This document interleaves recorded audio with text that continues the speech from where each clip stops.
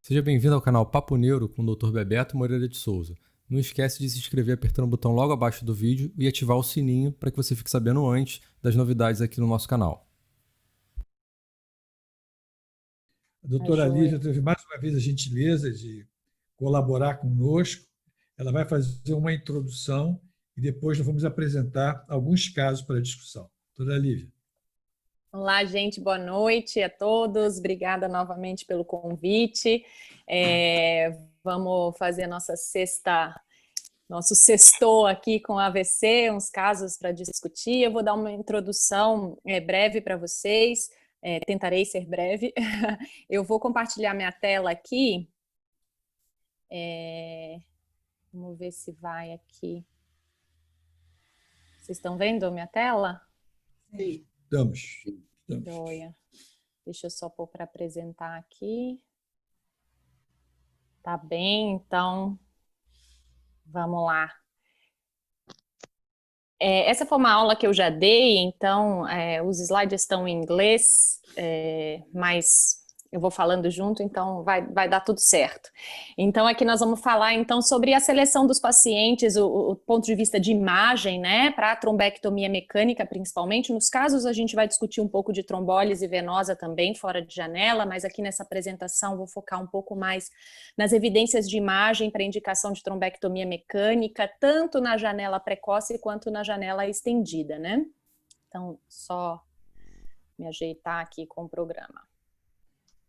Certo. Então, na janela de 0 a 6 horas, né, gente, a gente já está relativamente confortável com essa indicação, né? A gente teve, então, em 2015, a grande maioria, principalmente uns 5 trials randomizados, publicados no New England Journal, que comprovaram a eficácia da trombectomia mecânica nessa janela de até 6 horas, né?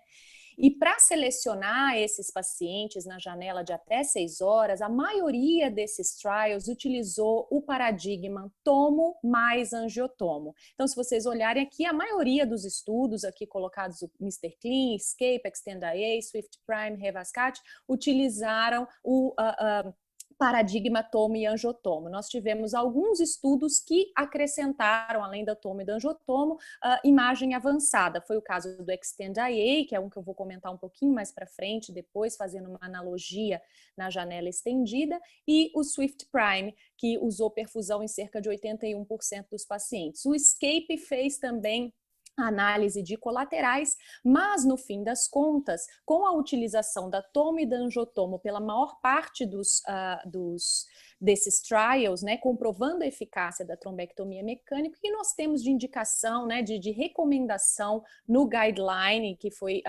liberado em 2018, classe 1, nível de evidência A, é que os pacientes devem ser selecionados por meio de tomo e angiotomo nessa janela de até 6 horas, né? E o que a gente precisa avaliar nessa imagem, nessa tomo e na angiotomo, para esse paciente ser submetido ao tratamento endovascular? A gente precisa fazer uma avaliação do parênquima cerebral. Vocês veem meu mouse? Sim. Sim. Tá. A gente precisa fazer uma avaliação do parênquima cerebral, avaliando o tamanho do infarto, né?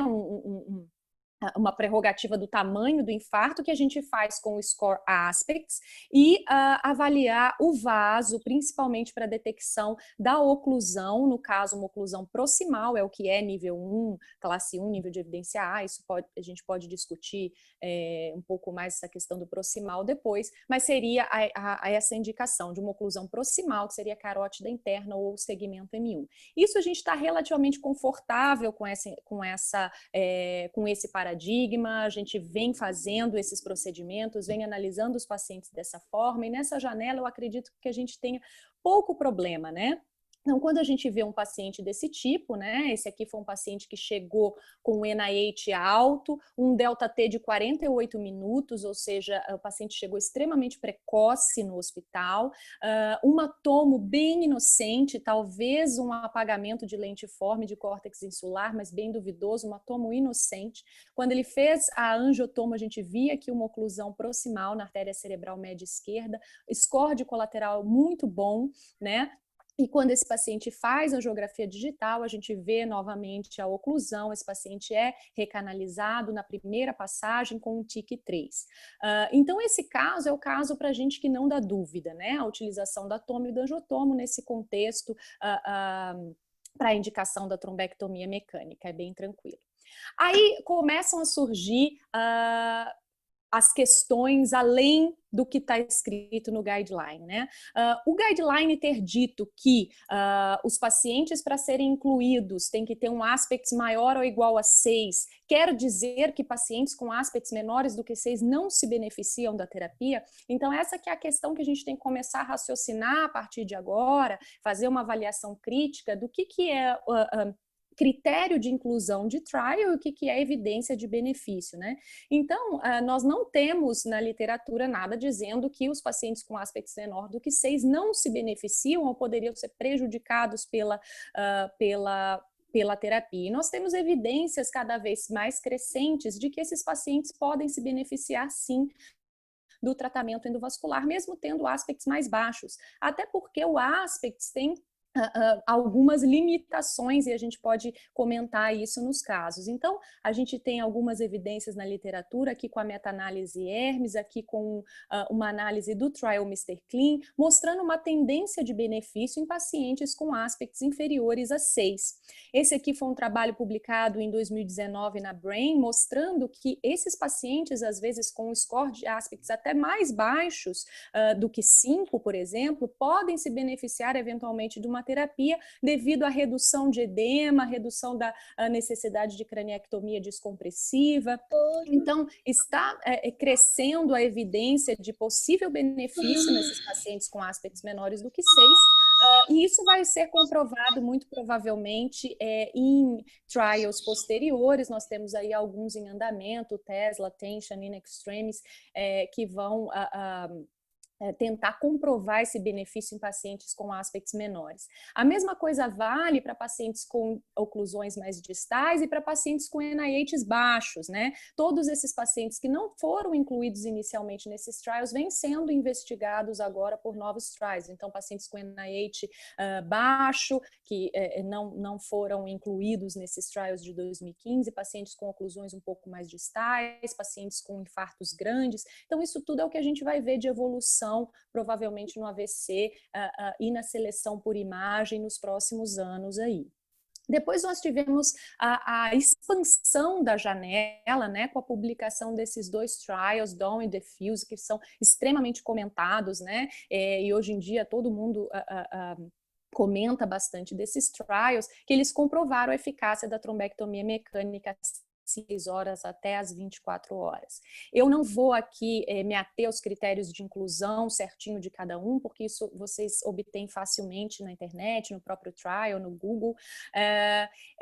O DOM selecionou os pacientes, ambos os trials selecionaram pacientes com oclusão de grande vaso, a carótida interna, M1. O DOM se baseou no chamado Clinical Core Mismatch, que é um paciente com déficit clínico severo, um paciente que chega com um déficit clínico acentuado e tem um core ainda pequeno. Esse é o chamado mismatch clinical, o Clinical Core Mismatch.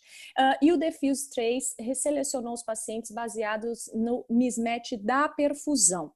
Né? Então foi assim que esses trials selecionaram esses pacientes. Então hoje, o que está escrito no guideline de 2018 é que para a gente selecionar um paciente na janela acima de 6 horas, o que é classe 1 nível de evidência A é que a gente deve selecionar esses pacientes baseado nos critérios de inclusão de um desses dois trials, ou DAWN ou Diffuse 3. Então, ou a gente vai fazer o Clinical Core Mismatch, como fez o DAWN, selecionando pacientes com NIH alto e com core pequeno, e o core no DOM foi visto tanto na perfusão por tomo difusão, ou a gente vai fazer uma perfusão para obter o chamado mismatch, o target mismatch da perfusão para selecionar como foram selecionados os pacientes de diffuse. Isso é o que está escrito no guideline, isso não é novidade, meu papel aqui seria nenhum se eu viesse falar para vocês o que já está escrito, né? Então, o que seria preconizado atualmente é isso aqui. Um paciente, aqui no caso de 59 anos, foi vista bem pela última vez às 11h30 da noite, encontrado às 4h40 com uma fraqueza do lado esquerdo do corpo e uma dificuldade na fala, um NIH alto, um NIH de 14. Esse paciente é o tal do wake-up stroke, né? Ninguém sabe o horário que ela efetivamente teve o problema, né, e chegou no hospital às 6h50. Então, é um wake-up stroke, é uma janela estendida, quando a gente não sabe quando o infarto aconteceu, a gente acaba assumindo que seria próximo desse last seen well. Então, o paciente chegou, tem uma tomo excelente, tem uma oclusão proximal, tem colaterais bons, aí como ela está na janela estendida, acima de 6 horas, o que fala o guideline é que eu teria que selecioná-la de acordo com os critérios de DOM ou de diffuse. Então, eu vou avaliar de acordo com o DOM, um mismatch clínico radiológico, então ela tem um NIH alto, eu faço uma difusão e vejo que ela tem um core muito pequeno, então tá aí o mismatch clínico radiológico, ou eu faço o mismatch na perfusão, aqui no caso foi uma perfusão por ressonância, e a gente vê que existe uma área de penumbra, né, bem maior do que a área do core, então eu tenho o mismatch da perfusão, ok, essa paciente pode ser trombectomizada. Então, isso seria o que está escrito, né? Agora, eu pergunto para vocês, essa paciente, né, essa mesma paciente, se eu falasse para vocês que ela chegou com 4 horas do início dos sintomas, com essa tomo, essa angiotomo, ninguém teria dúvida nenhuma de levá-la para tombectomia de acordo com os critérios que nós temos hoje da janela até 6 horas, correto? Agora, por que a gente teria que fazer toda essa quantidade de imagem avançada para selecionar essa paciente só porque ela chegou um pouco depois do início dos sintomas, né? Então eu brinco, se a paciente chegou com 5 horas e 59 minutos do início dos sintomas, ela pode fazer tomo e angiotomo. Se ela chega com 6 horas e 2 minutos, ela tem que fazer uma perfusão ou uma difusão. Então as coisas não são exatamente assim, a gente tem que entender, né, o que é critério de inclusão de trial, o que é a recomendação de guideline e o que é né, o bom senso e o que a gente pode tirar de crítica e de aprendizado do modo como foram desenhados e realizados os trials. No caso dessa paciente, né, ela fez o procedimento endovascular, foi um TIC-3 também em primeira passagem e terminou aqui com um infarto bem pequeno, foi uma trombectomia muito bem sucedida, e um ranking final de 2, ou seja, uma paciente que ficou funcionalmente independente. O que aconteceu depois que foram liberados esses trials, né, DOM e diffuse? Começou uma corrida. Caramba, agora nós precisamos do software, precisa de um software para ver perfusão, precisamos de difusão, precisa ver mismatch, Liv, o negócio é mismatch, cadê o Rapid? Vamos comprar o Rapid. E eu sempre fui uma crítica muito grande de perfusão, desde que comecei a estudar isso lá em 2012, e aí a hora que saíram esses trials, eu lembro que eu já fiz algumas aulas de embate, assim, uma pessoa falando a favor e eu contra a perfusão, e quando saíram esses trials vieram em cima de mim, tipo assim, falei para você que o negócio era bom, Lívia, agora nós vamos ter que comprar Rapid, tem que fazer mismatch, e é isso que eu queria fazer com vocês, esse tipo de contraponto, né, do que é o que a gente tem de evidência atualmente. Né? Então, DOM e diffuse foram trials positivos, sem dúvida, extremamente positivos, NNTs baixos, são trials positivos, sem dúvida. Agora, a gente tem que entender qual foi o desenho do estudo e em que contexto esses estudos foram desenhados, né? Esses estudos utilizaram imagem avançada como critério de inclusão. Esses estudos não comprovaram a necessidade de utilização de imagem avançada para selecionar esses pacientes. Eles não compararam pacientes selecionados com tomo e angiotomo versus pacientes selecionados com imagem avançada para provar que a imagem avançada foi melhor. Não foi esse o intuito. DOM e diffuse começaram a ser desenhados na época em que a gente tinha 3 trials negativos, a MS3, Synthesis Expansion e NEMA Rescue, que foram três trials negativos e que começaram a promover uma mudança de como os pacientes iam ser selecionados para se comprovar que a terapia funcionava, a terapia endovascular realmente funcionava. Então, são trials que foram desenhados para comprovar essa eficácia e, portanto, foram trials super seletivos. Então, utilizou-se a imagem avançada, você precisava provar que aquela terapia funcionava. Então, como eu disse da outra vez para vocês, tem esse termo em inglês que chama cherry pick, que é você pegar a cerejinha melhor, então, a melhor paciente que teria para comprovar que essa terapia funcionava. Então, se a gente olhar, o critério de inclusão de DEFUSE é que você pode ter um core de até 70 ml, mas a mediana do core no DEFUSE e no DOM foi de cerca de 9 a 10 ml, ou seja, foram pacientes com infartos extremamente pequenos. São pacientes super selecionados. E a gente tem que ter em mente essa questão da imagem avançada, que ela não se comprovou que a imagem avançada é necessária para selecionar esses pacientes. E para a gente fazer só uma analogia, né? Existe essa linha que separa a eficácia, né? Que são que seria algo nas condições ideais, um desenho explanatório da efetividade, que é quando você transporta esse trial para o mundo prático, né? Então, DAWN, DEFUSE foram trials que foram desenhados para demonstrar a eficácia da terapia, portanto, trials com NNTs extremamente baixos e, portanto, que hiperselecionaram os pacientes. Então, veio essa pergunta, será que eles foram muito restritivos? Se a gente fizer uma analogia com os trials de 2015, lembra que eu falei para vocês que o Extend-IA foi um trial de 2015 que utilizou perfusão para selecionar os pacientes. O Extend-IA, semelhante ao que aconteceu com o DAWN e DEFUSE, também tinha infartos muito pequenos e o NNT também semelhante ao NNT de DAWN e DEFUSE, que em torno de 3, utilizando a imagem avançada, no caso, a perfusão. Quando a gente compara com o Mr. Clean, que foi um trial também positivo, mas teve volumes de infartos mais heterogêneos e não utilizou a imagem avançada, a gente teve um NNT de 4 a 7 e também foi um trial positivo. Então, existe essa analogia, se a gente lembrar do trial de 2015 e comparar o Mr. Clean com o Extend-IA. E quando a gente compara Mr. Clean com o Extend-IA, o que a gente vê?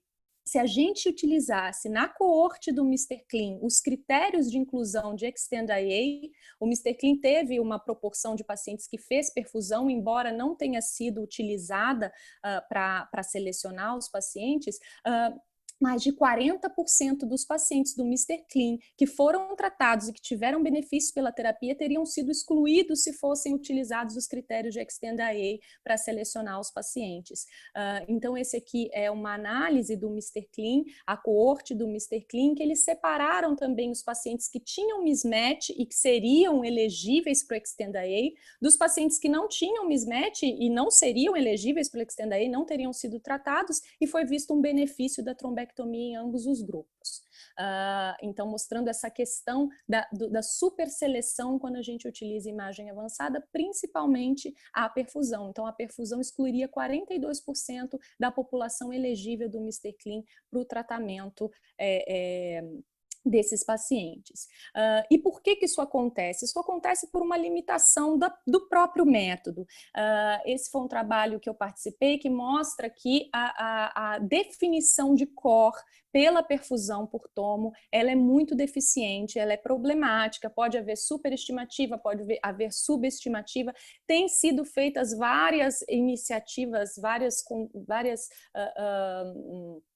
eu diria, tem se tentado várias formas de diminuir essa superestimativa, com correção de volumes de CBF para a hora mais precoce, utilização de outros thresholds para a hora mais tardia, mas isso só mostra o quão imperfeito é o método para a definição de algo funcional, de algo que acontece ao longo do tempo, que é a transformação da penumbra em core.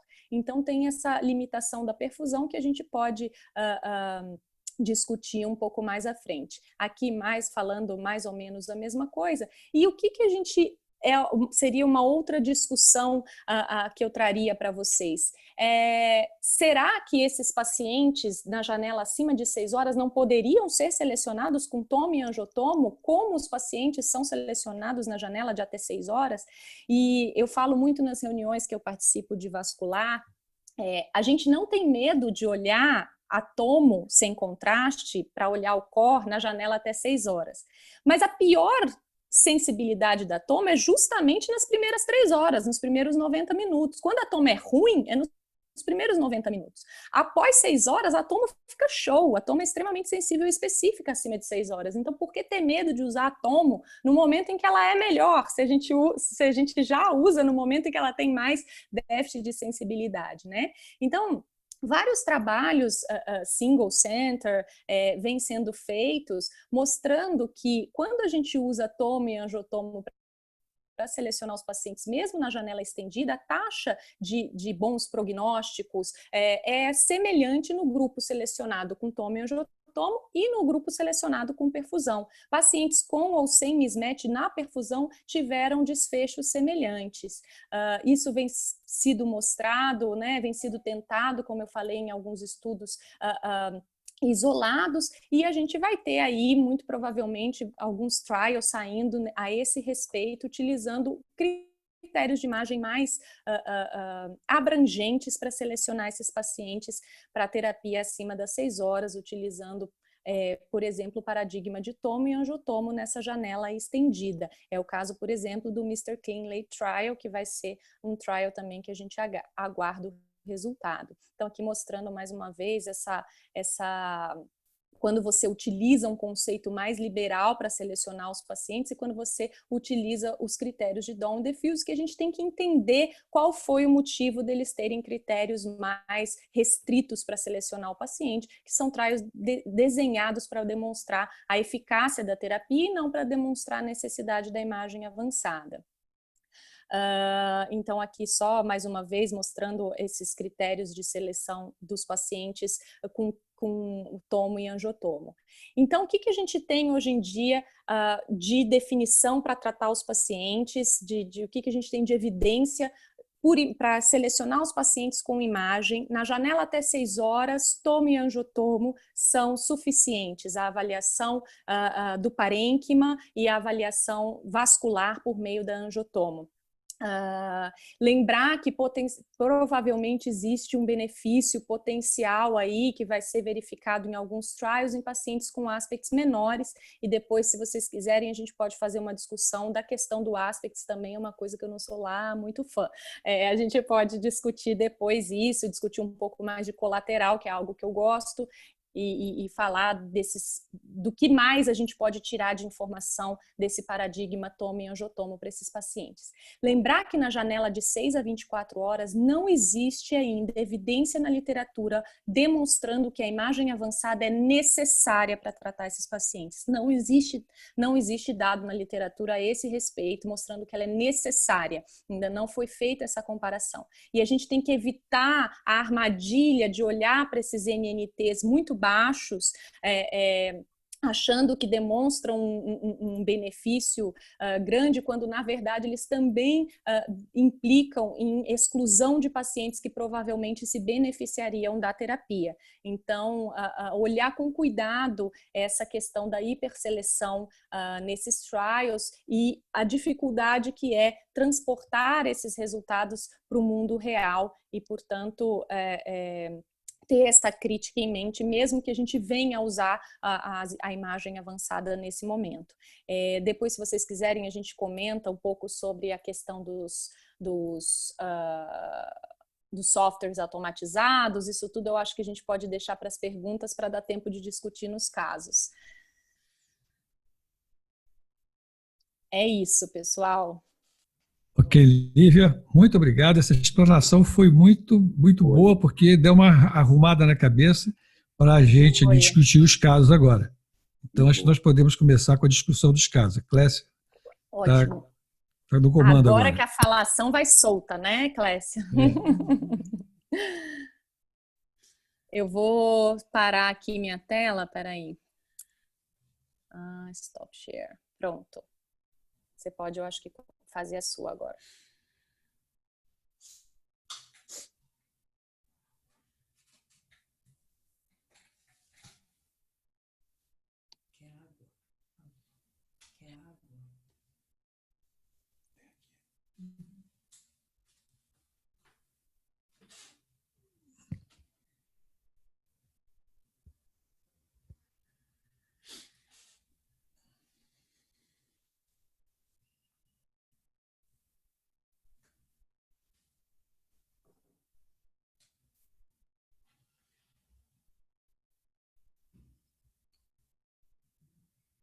Ok, Clécia, não estão ouvindo a sua voz.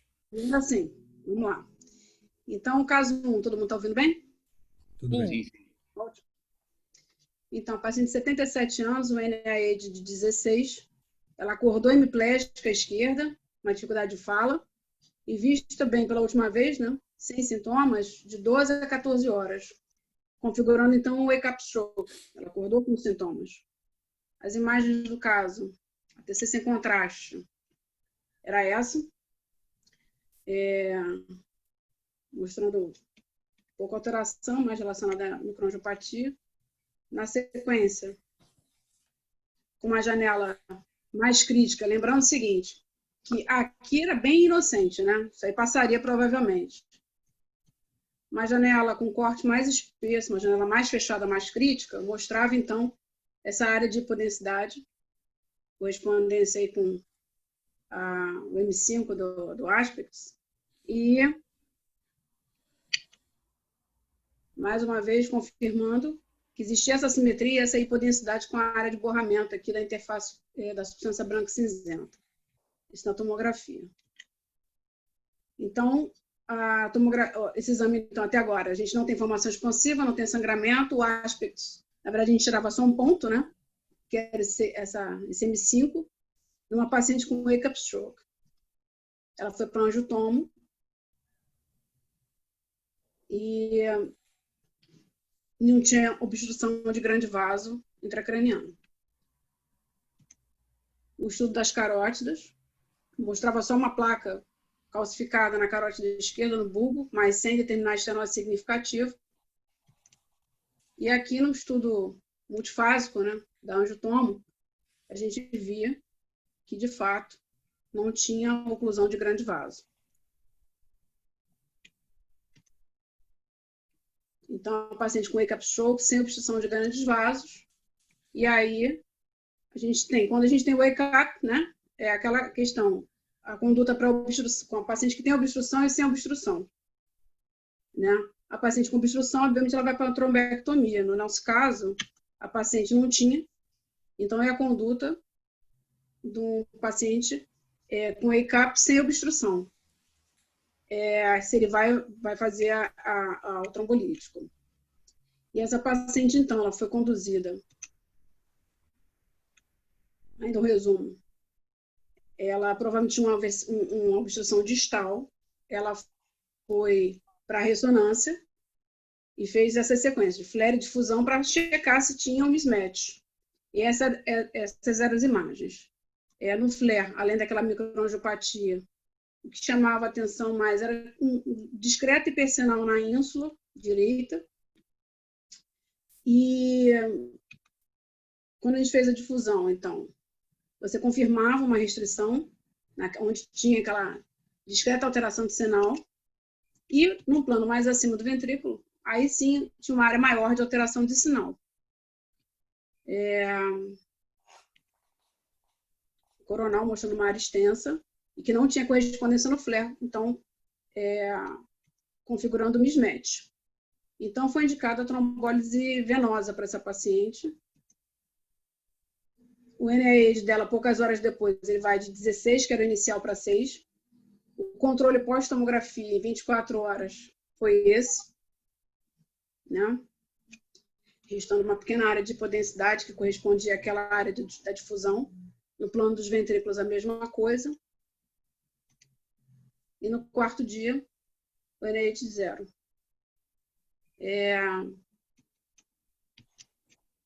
Lívia. Joia. Esse caso é bem legal. Eu queria, eu não sei, Bebeto, Clécia, qual que é o público, né? Até fiquei me perguntando se na minha explicação eu fui um pouco também passando muito rápido os conceitos. Então, vocês me permitem só fazer uma introdução do que é o wake-up stroke, né? Então, o wake-up stroke seria o paciente que acorda com sintomas de AVC, né? Acordou, você percebe que ele está com AVC, mas você não sabe exatamente em que momento se instalou o déficit.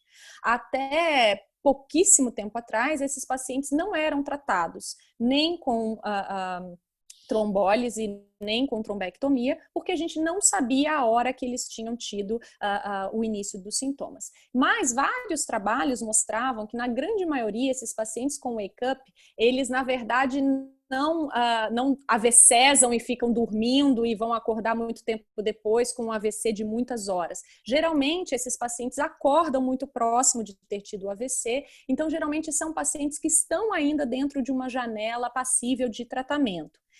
A gente sempre quis na imagem detectar por imagem alguma forma que fizesse a gente mostrar que esse paciente ou está dentro de uma janela de tempo adequada ou que tem ainda uma área a ser salva. Então, verificou-se o que diz da gente observar os exames, a evolução dos pacientes com AVC, que pacientes que têm AVC, a difusão é extremamente sensível, né? Então, a difusão ela é positiva minutos após o início da isquemia. Então, a difusão vai estar positiva. Agora, o flare, ele leva aproximadamente 4 horas e meia, 6 horas para começar a se alterar. Então, o que foi feito nesse trial Wake Up, que foi o trial liberado em 2018 para trombolizar esses pacientes? Que um paciente que tem uma difusão positiva, mas o flare ainda não se alterou, deve estar com uma janela de tempo inferior a 4 horas e meia, muito provavelmente, porque o flare ainda não se alterou. E isso que a gente chama de mismatch flare difusão. Agora tem um problema, que eles colocaram esse nome, mismatch flare difusão, do mesmo nome que a gente fala de mismatch da perfusão. E aí a gente acha que por ser um mismatch é porque tem área a ser salva. Nesse caso aqui, por exemplo, o paciente não tem uma oclusão visível à tomografia e tem lá uma restrição à difusão ali no M5 e na ínsula. Eu posso dizer que esse paciente tem área a ser salva? Não, eu não sei nem onde está a oclusão dele, eu não sei se ele tem área a ser salvo. O que eu sei é que ele muito provavelmente tem um infarto com menos de 4 horas e meia do início dos sintomas, porque a difusão é positiva e o flare é negativo. Então é isso que a gente tem. O marcador de mismatch difusão flare é um marcador de tempo e não um marcador de área a ser salva. E vai ser legal que a gente vai ver o próximo caso que vai mostrar bem isso para a gente. Então, nesse caso, o paciente tinha o chamado mismatch flare difusão, provavelmente mostrando que ele tem um infarto que ocorreu a menos de 4 horas e meia do início dos sintomas. Ele não tem uma oclusão proximal para ser feita uma trombectomia mecânica. Se ele tivesse, a gente iria direto para a trombectomia mecânica. Como ele não tem, existe a possibilidade da trombólise endovenosa nesses pacientes com mismatch flare difusão. Foi o que foi feito com um resultado muito, muito favorável, né? Então, é mais ou menos isso desse caso. Não sei se teriam mais algum comentário? Teria como a gente rever a angiotensia multifase, Clésia? Claro. Você achou uma oclusão aí, Guilherme? Não, eu achei que ele fica parado nas diversas fases. Ó. Parece que tem uma lentificação do lado direito. Tá vendo? Isso é um aspecto que a gente vê muito no exame dinâmico, né? Que a gente consegue ver o vaso, ó, desde a primeira fase até a terceira, você vê que lava um monte de pequenos vasos, né? Na corticalidade, mas você vê que tem esse curvo aqui. Esse continua. Provavelmente esse está ocluído. E ele está na área, né? Exatamente. Está na área exata da... Então, um aspecto do ponto de vista radiológico interessante, porque a gente consegue ver isso essa imagem que a gente tem do exame dinâmico na angiografia, né? O vaso que fica parado, tudo lava, né? Você tem a fase da passagem arterial, capilar, venosa, mas o vaso que fica ocluído, o vaso que está ocluído, na oclusão aguda, ele fica persistente ali, o contraste. Eu acho que isso que a gente consegue observar aqui nesse território por esse vaso aí, tá? Ocluído distal a ele, né? Porque ele mesmo não está ocluído, né? Não abre distalmente. Isso. Transição das fases, né? Exato. Achei legal isso. Muito bom o caso.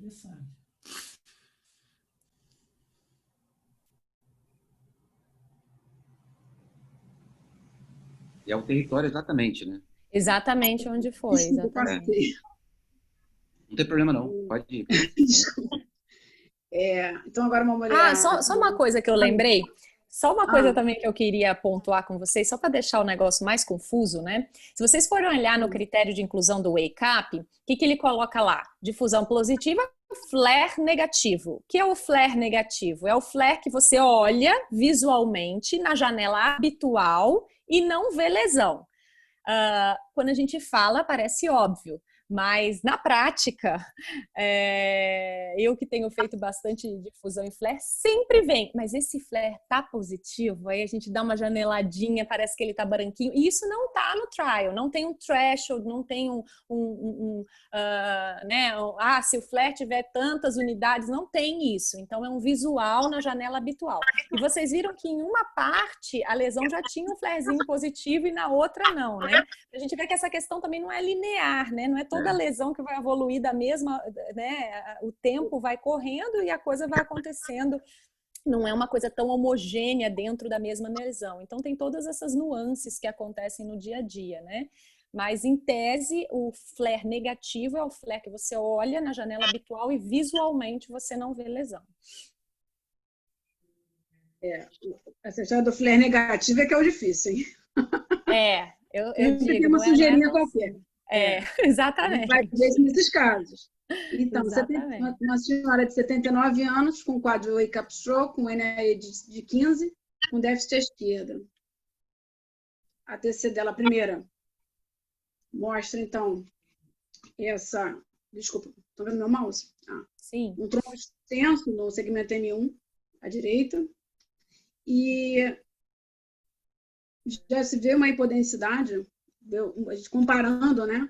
A gente vê um borramento da ínsula, subcortical da ínsula, núcleos da base, comparando um lado e outro nas diversas imagens, a gente vê que tem uma hipodensidade, até na convexidade, importante, com apagamento parcial de sulcos. Clécia, eu posso te interromper um minutinho? Pode. Olivia, você que não gosta de aspects, você rapidamente caracterizaria esse aspect aí de quanto? Quase zero, né? Muito, isso aí foi tudo já. Tá muito, né? Depois, quando ela fizer a janela otimizada, né? Lembrar da gente usar a janela otimizada. E outra dica que eu dou também tem esse número preconizado do aspects, né? De você usar a janela da tomo entre 35 e 45 de nível e 35 e 45 de abertura, né? Quem olha bastante imagem de AVC, eu não fico olhando se eu estou em 35, 45, e toda vez que eu janelo do jeito que fica bom para eu ver, eu olho, é bem mais fechada a minha janela. Então, eu fecho bem mais que 35, 45, eu acho que é melhor. Só uma dica. Mas aqui é uma lesão que já dá para a gente ter indício de que, né, mesmo com a janela habitual, já está dando para ver, né? Sim. É uma lesão realmente bastante extensa. Como você falou, com uma janela mais otimizada, essa hipodensidade fica mais evidente e é observada em praticamente... Opa, corri aqui. Em todo o território da cerebral média direita. Até lá na convexidade, a gente vê que praticamente não tem sulco em comparação com o lado esquerdo. Olha, esse aí eu não gosto nem de dar cápsula interna no aspects, que eu falo, uma coisa que já é hipoatenuante, como é que você vai falar que está hipoatenuante, uma coisa que é hipoatenuante, né? Mas nesse caso até eu dava essa cápsula interna, porque foi tudo aí, tá assimétrica, né? Tá bem assimétrica. Eu lembro de você falar. Eu lembro de você falar que a cápsula é só se for para incluir, se for para excluir a gente esquece. Exatamente. Então, aí essa paciente, então, é praticamente o que vocês falaram, né? É 0, 1, quer dizer, um aspecto realmente bem baixo. Fez a angiotomo e aí não aparecia, né? Tinha uma oclusão da carótida e da cerebral, não tinha fluxo, né? Não tinha opacificação. De carótida e cerebral média, aquela hipodenssidade extensa, não se via opacificação nenhuma. A carótida esquerda dessa paciente era normal, e a direita a gente não via opacificação do segmento intracraniano. Posso parar aí nesse momento Pode? rapidinho, Clécia, para só mostrar um achado interessante? Estão vendo essa carótida direita, né, que é onde ela tem lá em cima, o problema lá em cima, né? E estão vendo que aqui para a contrastação ainda no segmento cervical, né? Vocês vão ver que isso o que eu vou falar para vocês agora é relativamente comum atualmente. Não saiamos chamando de oclusão desde a cervical toda vez que a gente vê essa não contrastação no segmento cervical. Por quê? Com esses tomógrafos nossos mais recentes, que são extremamente rápidos e pegam às vezes numa fase bem arterializada, às vezes por conta de uma obstrução distal, o fluxo está mais lentificado, está com dificuldade de subir, você faz uma tomo que é extremamente rápido, ele para no meio. Não é uma oclusão, mas sim a chamada pseudo-oclusão. E aí a gente fala pro Guilherme, Guilherme, tá fechada a carótida no pescoço. Aí ele entra lá e fala, não tava fechada não, tava fechado só lá no T.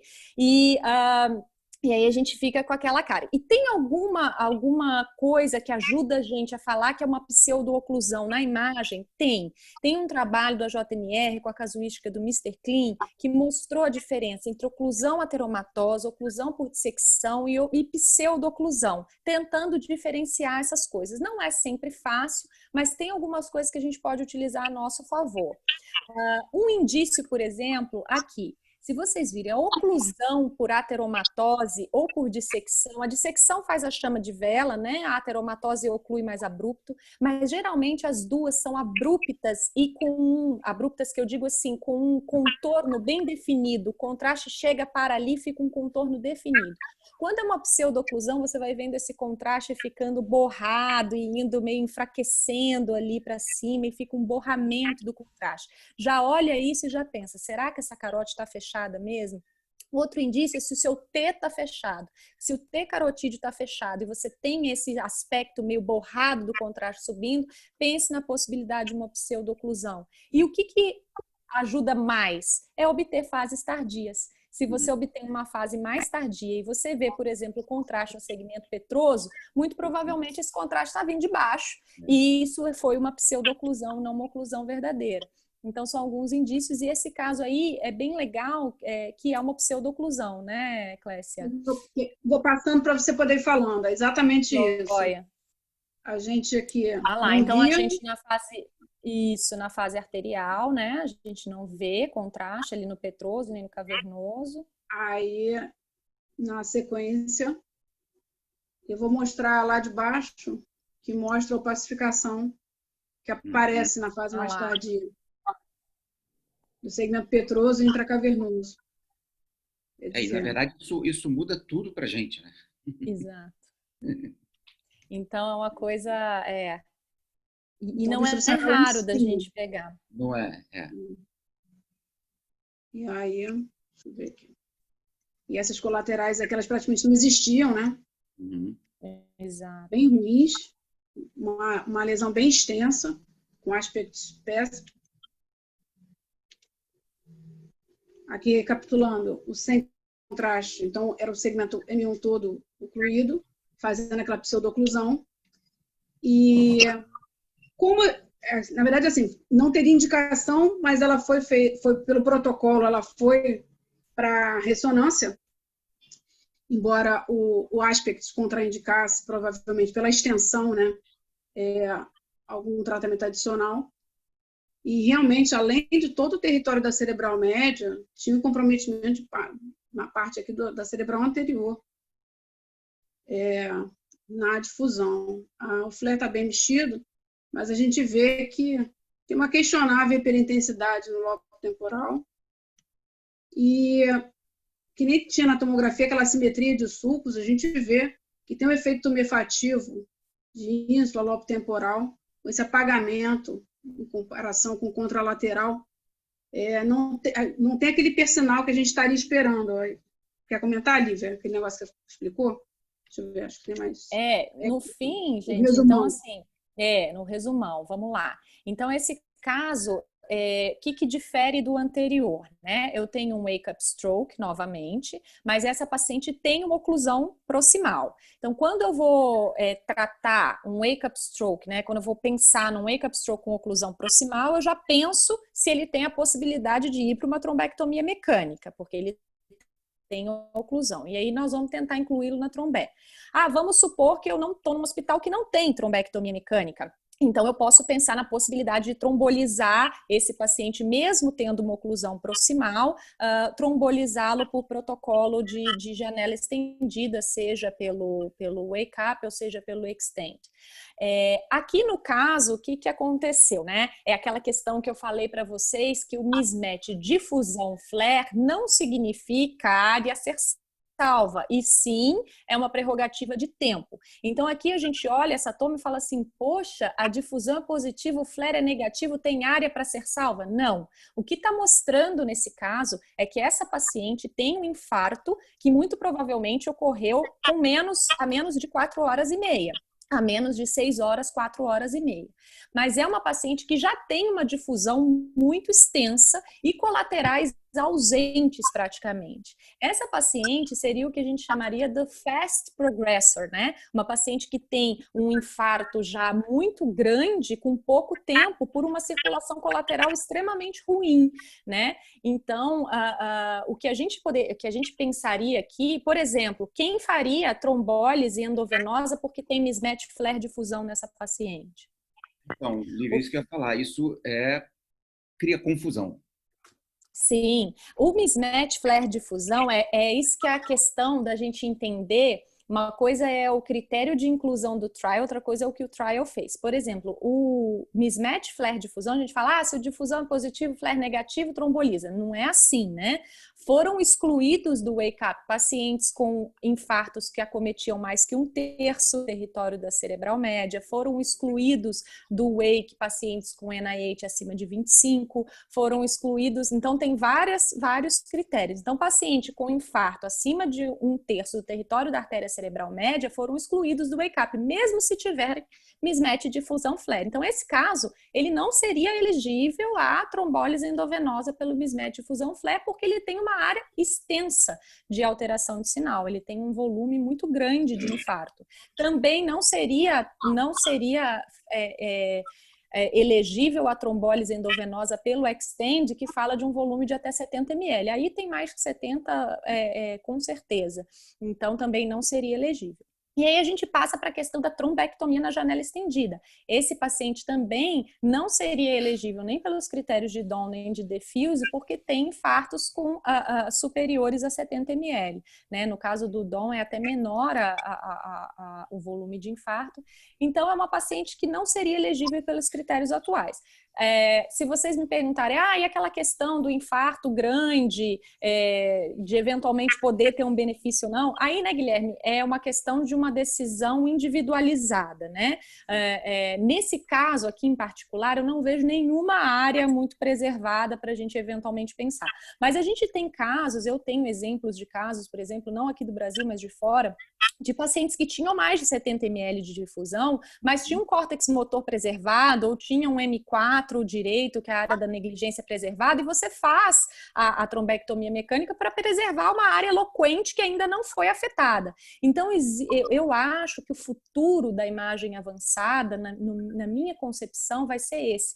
Não esse negócio de que eu preciso de uma perfusão para toda e qualquer pessoa, sendo que é um método bem limitado e que provavelmente vai te fazer excluir uma pessoa que poderia se beneficiar pelas limitações do método. Mas sim, talvez, nessa avaliação mais fina de algo individualizado, né, de uma área eloquente que ainda está preservada, um paciente com NIH baixo, um paciente com oclusão mais distal, isso eu acho que a imagem avançada pode vir a contribuir na decisão. Né? Então, esse caso, ele traz uma confusão que tem mismatch flare de difusão, mas ele tem outros critérios, já que já o excluem da terapia, né? Então, lembrar que no WAKE, que foi o trial do mismatch flare de difusão, foram excluídos pacientes com infarto superior a 1/3 do território da artéria cerebral média, né? Eu queria fazer só... A minha impressão que atrapalhou nesse caso foi que foi feita a ressonância, que isso aqui acho que era para parar na tomografia. Na tomografia. A Lívia falou uma coisa no começo da discussão, e se você pegar essa imagem que a gente tem da difusão no lado direito aqui da tela, em cima, e pegar a terceira de baixo aqui, o corte, o mesmo corte, né? Você tem um corte, a Clécia foi muito feliz. Ela botou o corte da TC aqui embaixo, no lado direito aqui da tela da TC, e a imagem da difusão, da restrição, da extensa de restrição. Você vê que é muito parecido. É igual. É igual. É igual.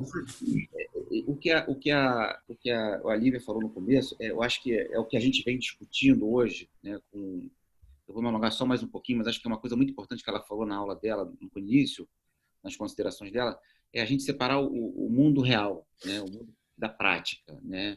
O mundo da prática que a gente vai conseguir atingir no tratamento do AVC é um mundo muito mais restrito dentro da nossa realidade Brasil, né? Isso aqui que a gente tem hoje, em termos de ressonância, que foi feito nesse caso, a gente não vai ter isso disponível na maioria dos centros quando a gente tiver uma propagação desse tratamento, né?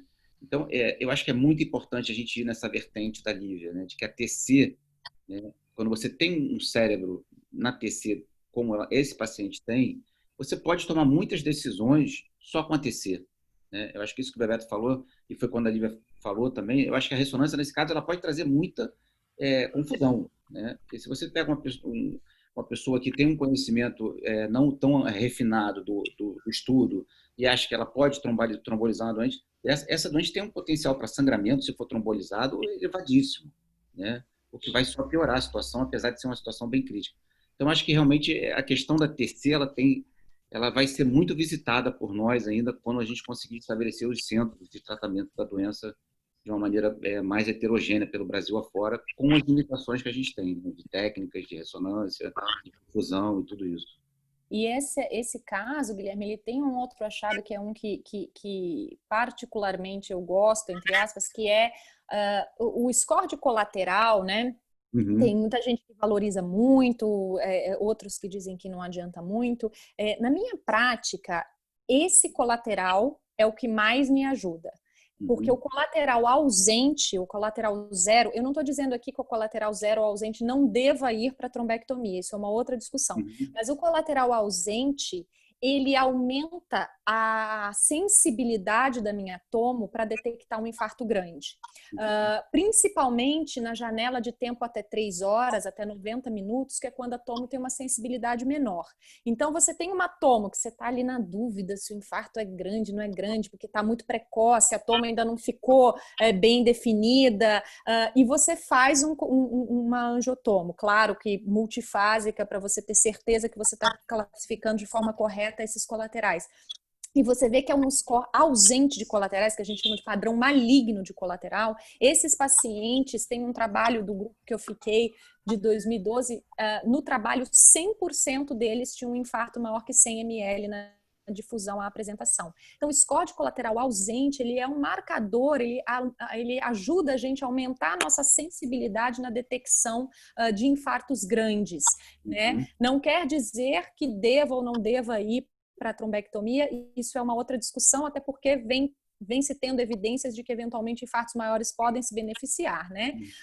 Mas ele marca esse infarto grande. Então, né, às vezes uma pessoa que não tem muita experiência, não tinha janelado essa toma e tinha achado ela razoável, a hora que vê aquele colateral, um negócio que você olha e fala, poxa, é um padrão maligno, provavelmente esse infarto é um infarto grande já à apresentação, né? Eu acho que, só para terminar o que você falou, quando eu dou uma aula de trombectomia, eu caracterizo uma mudança de paradigma. Aqui a gente vê bem isso, né? Quando você vê um mismatch de fusão, flare, entre aspas, dessa maneira, você está pensando em tempo, como você tem batido nessa tecla, né? E eu acho que o AVC, ele vai continuar sendo tempo, mas acho que o AVC hoje em dia ele é muito mais colaterais do que tempo, né? O que você pode oferecer em termos de propedêutica por doente. Ele é muito mais colateral do que tempo. Sim. E esse caso pode suscitar uma outra discussão, que é a questão da reversibilidade da difusão, né? Que muita gente me pergunta, porque eu, assim, eu sou super fã do Tomi Angiotomo, mas para estar dentro do guideline, quando a gente seleciona nos hospitais que eu trabalho acima de 6 horas, a gente faz difusão, porque a perfusão realmente, eu e ela, a gente não se dá.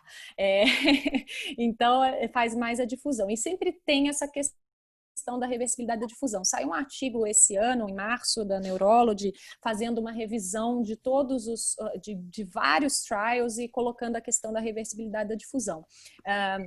As casuísticas variam e esse trabalho fala em até 25% de reversibilidade da difusão. Mas a gente tem que olhar isso com cautela porque tem várias nuances nessa questão da reversibilidade da difusão, né? Tem a questão da intensidade do ADC, que pode ajudar, né? Então, ADC menor do que 650 vezes 10 a menos 6 lá pode ajudar. Geralmente, essas lesões que revertem são lesões que revertem transitoriamente, na grande maioria, em vários casos, é uma reversão transitória e não persistente. A gente tem, geralmente, não são volumes muito expressivos, giram na casa de 10 ml a reversibilidade de difusão. A reversibilidade completa é rara, você pode haver alguns graus de reversibilidade, mas a completa é rara, geralmente mais nas margens, mais em substância branca. Então, eu olho uma difusão, nesse caso, bem marcada, com ADC baixo, cortical, como sendo evidência do meu core, na maior parte das vezes, e penso que se for haver uma reversibilidade dessa difusão, ela vai ser de pequena monta, vai ser mais em substância branca, ou vai ser transitória. Não penso muito que essa lesão aqui pode se reverter completamente. Não tenho visto isso na minha prática, não. Ok, vamos passar para o próximo caso. Mulher de 65 anos, com déficit neurológico súbito, à direita, com NAE de 18, também o wake-up stroke, e com relato de ser alérgica a iodo. Essa era a tomografia. Aqui, a gente vê uma assimetria, né? Vê uma hipodensidade de, pelo menos, ínsula e lentiforme. Cápsula é aquela história que a Lívia fala, fica difícil. Aqui, a gente comparando, daria mais ou menos um 7, né? Pelo que eu falei. Ou se alguém quiser botar a cápsula, vai para 6. Isso na tomo sem contraste. E ela foi para a ressonância.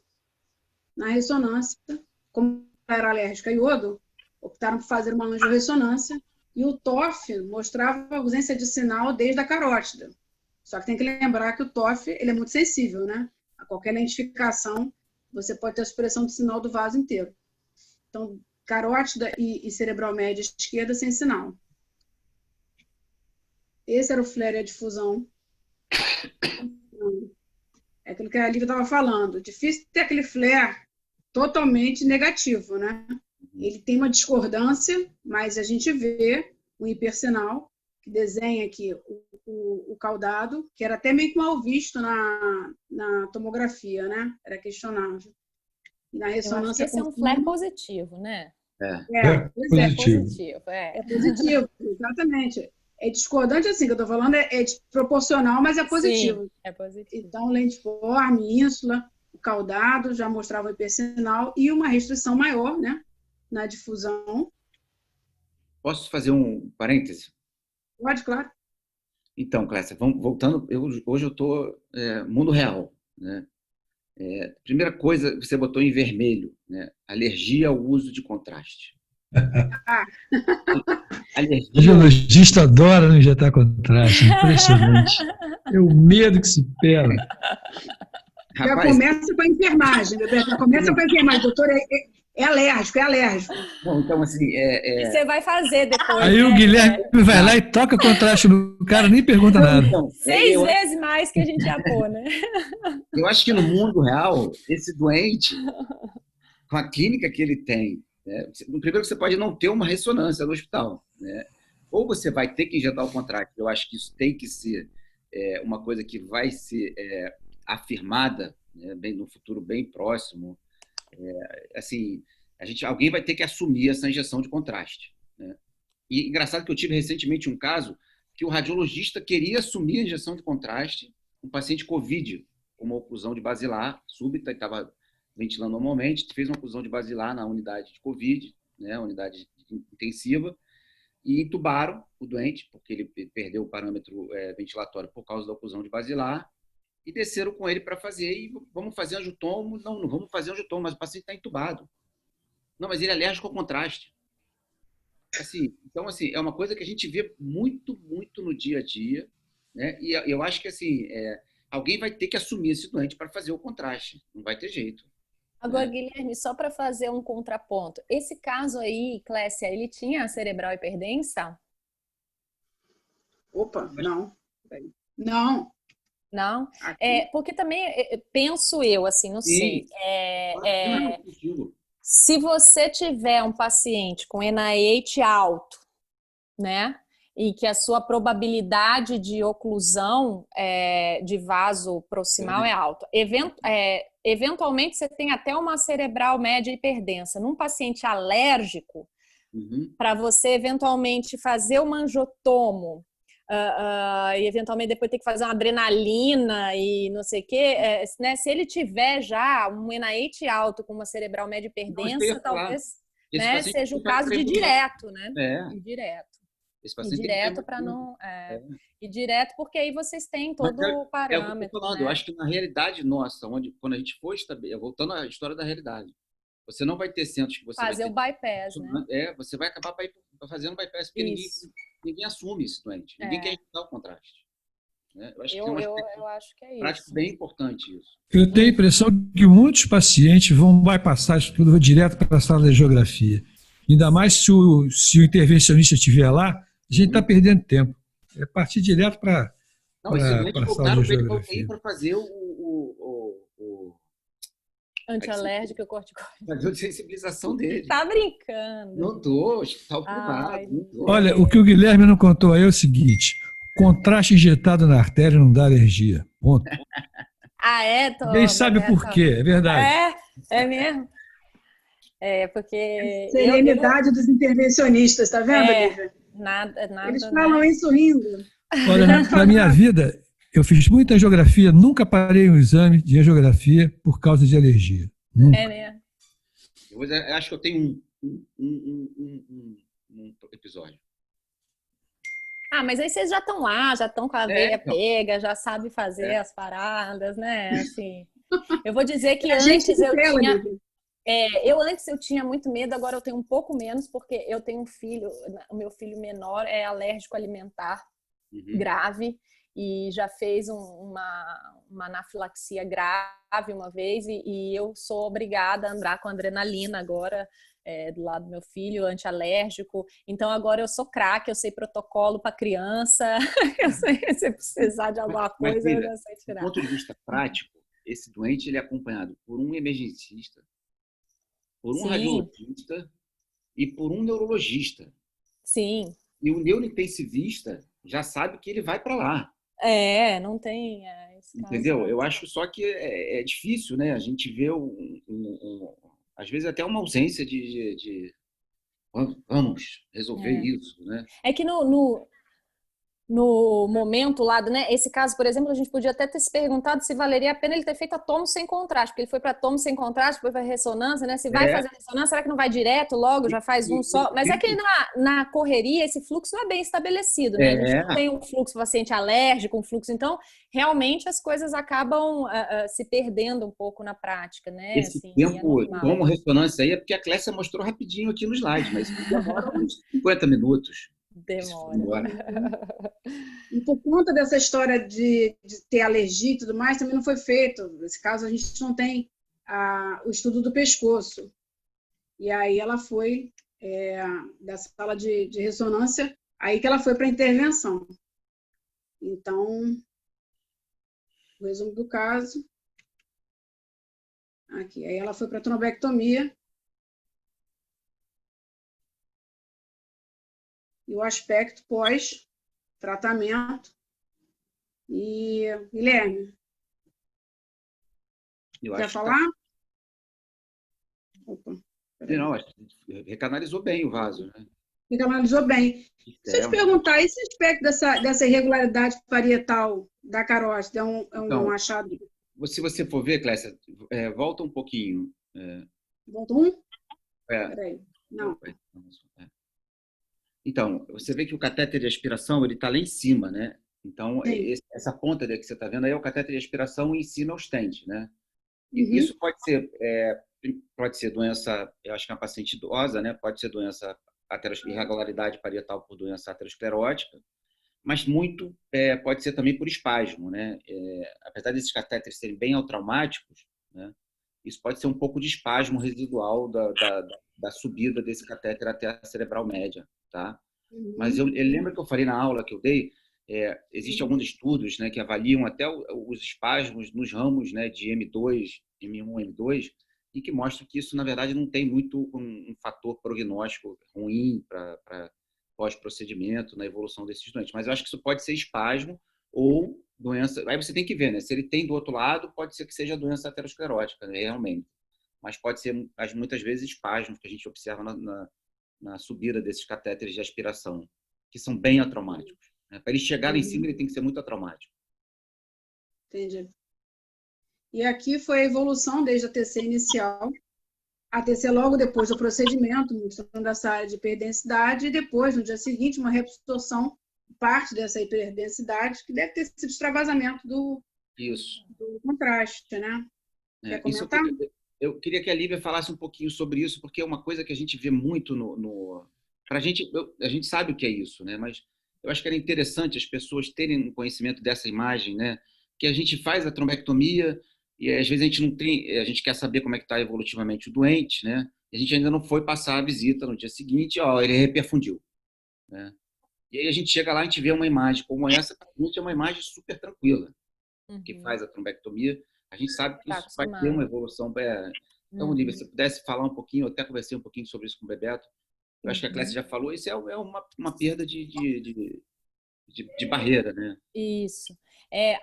Tem que tomar cuidado, né, com essas hiperdensidades pós-procedimento e já sair chamando tudo de sangramento, né? Nesse caso aí, mais profundo, às vezes é um pouco mais difícil a gente diferenciar o que é extravasamento de contraste e o que é sangue, ou o que é uma combinação dos dois, como foi nesse caso, né? Quando é o infarto um pouco mais periférico e a gente vir, por exemplo, uma hiperdensidade delineando o córtex bem bonitinho, não pensar que isso é transformação hemorrágica, porque geralmente ela não acontece dessa forma tão linear, tão homogênea, né? E sim o extravasamento de contraste. Eu tenho um caso que é bem elucidativo disso, qualquer coisa depois eu mostro para vocês em uma outra oportunidade. Às vezes a gente não... Então, lembrar de algumas coisas, efeito de massa no hematoma, margens mais convexas, efeito de massa, margens mais convexas, edema, tudo isso favorecendo mais um hematoma. Outras coisas, né? Menos efeito de massa, esse córtex mais delineado, hiperatenuante, favorecendo um pouco mais o extravasamento de contraste. E o mais importante é lembrar dessa possibilidade no início, né? Para você já ter essa possibilidade de falar, olha, talvez seja extravasamento de contraste ou talvez não dá para diferenciar. Existe uma forma, em tese, que daria para diferenciar isso de forma mais cabal, que é se você utilizasse, por exemplo, um tomógrafo dual energy. Né? Eu não tenho experiência com Dual Energy, mas seria uma aplicação plausível você conseguir com, né, o Dual Energy é quando você tem dois conjuntos de raios com energias diferentes que você consegue separar componentes diferentes dentro do tecido que você está analisando. É utilizado em músculo esquelético, em abdômen para ver composição de cálculo e poderia ser utilizado eventualmente para diferenciar contraste de sangue. Eu não tenho muita experiência prática com Dual Energy, mas seria uma aplicação plausível. Na prática, o que é isso? A gente olha essa imagem e a gente sabe que existe a possibilidade de ser extravasamento de contraste, procura por sinal indireto que possa estar relacionado a mais efeito de massa, edema, essas coisas para chamar de sangramento. Se não, levantar a possibilidade de que seja extravasamento de contraste em sua maioria. Beleza.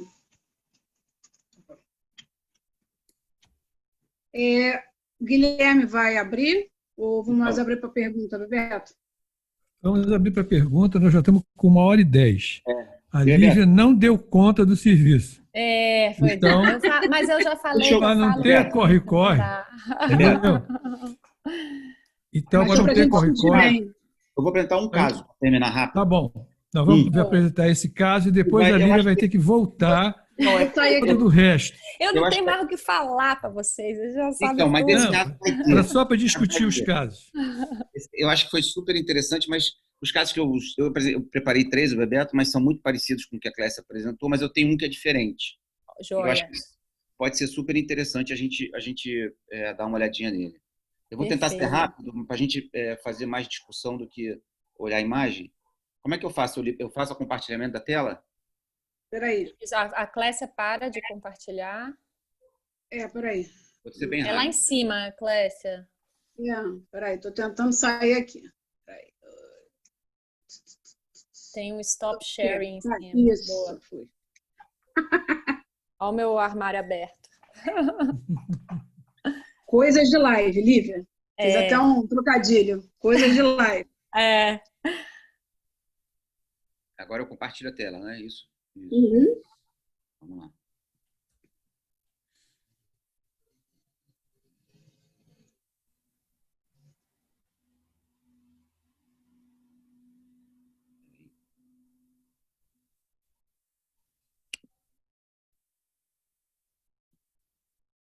Tá dando para ver aí? Tá boa a tela? Tá legal.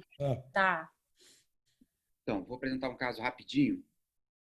Um paciente de 39 anos, estava tomando banho, segundo, relatado na história por ele e pela companheira, teve uma afasia transitória, uma dificuldade de fala e começou com uma diminuição de força no membro superior direito. A gente foi para o hospital, chegou no hospital com NAID de 6 em 1h30, fez uma TC e anti-TC, infelizmente eu não tenho essas imagens, tá?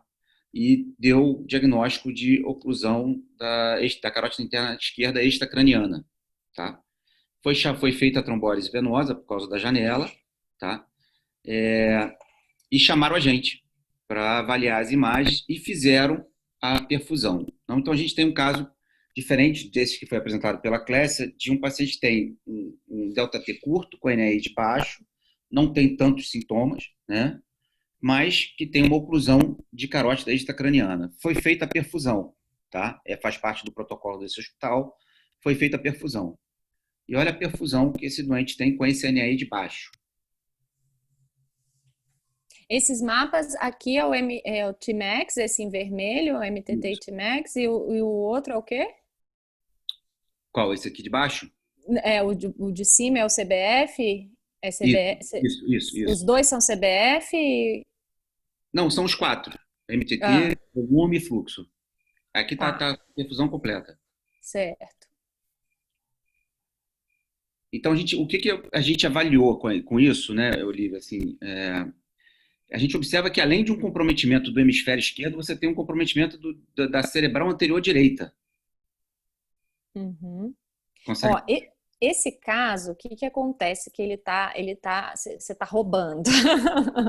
Porque você não me mostrou nem atomo, nem angiotomo, e vai me tacar justo uma perfusão, né? Então, assim, diga aí, Clécia, ele tá me sacaneando.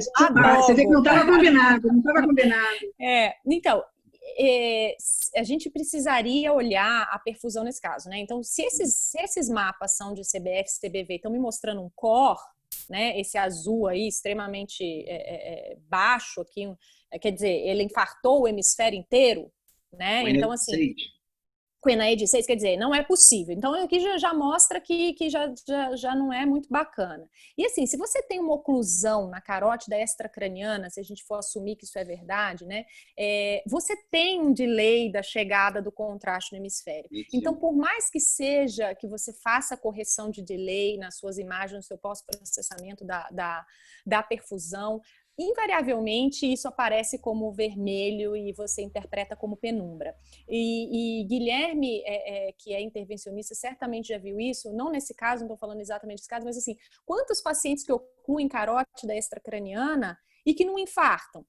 não infarta o hemisfério inteiro, né? Se fosse assim, sempre que a gente incluísse a carótida, é o mais comum, você não vai infartar o hemisfério inteiro. Mas se você fizer uma perfusão, ele vai dar tudo vermelho, né? Então, a gente tem que ter cautela para interpretar essas imagens e saber o que é cada mapa, de onde eles vêm, o que eles mostram e qual a limitação do mapa que você está avaliando. Por isso que eu sou um pouco cética com a questão de vamos automatizar e saiu lá, e o resultado que saiu lá no numerinho, você aceita e indica, não indica. A gente tem que entender, a gente não pode confiar no negócio como sendo uma caixa preta, né? Porque aqui, por exemplo, ele vai falar, olha, não tem mismatch, ou tem mismatch. Eu acho temeroso e eu acho que o ideal é a gente ir para uma decisão mesmo individualizada e olhar.